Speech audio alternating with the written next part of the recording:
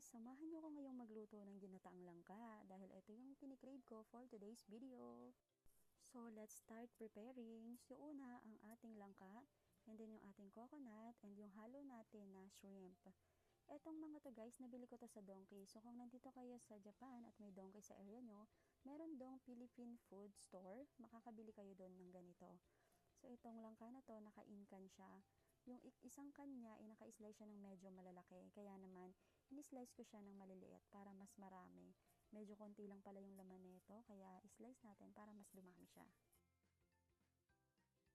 And then, next natin i-slice yung ating garlic. Yung garlic nito guys, mas prepared ko kasi yung may balat. Ewan ko ba, nasanay kasi ako kay Papa na pag nagluluto siya, may balat lagi yung bawang. And now, let's start cooking!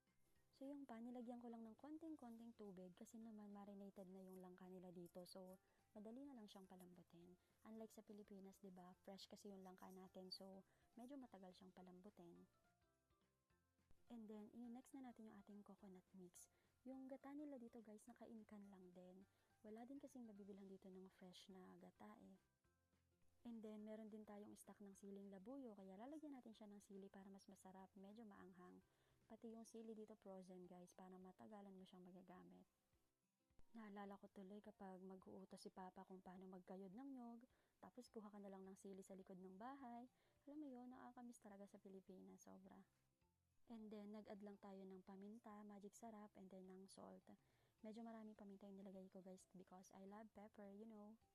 And then, next natin yung ating panghalo na shrimp. Yung shrimp dito guys, merong may balat, merong wala. Pero mas prepared ko kasi yung wala ng balat kasi babaunin ko to sa kaisha. Mahirap nang kumain sa kaisha, no? Tapos magbabalat-balat ka pa dun, kakamayin mo pa.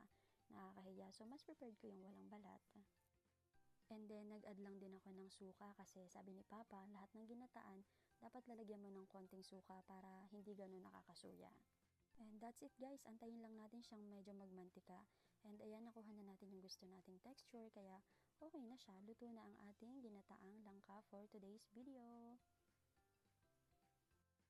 Eto, at craving satisfied na si auntie mo. So, thank you for watching guys. God bless!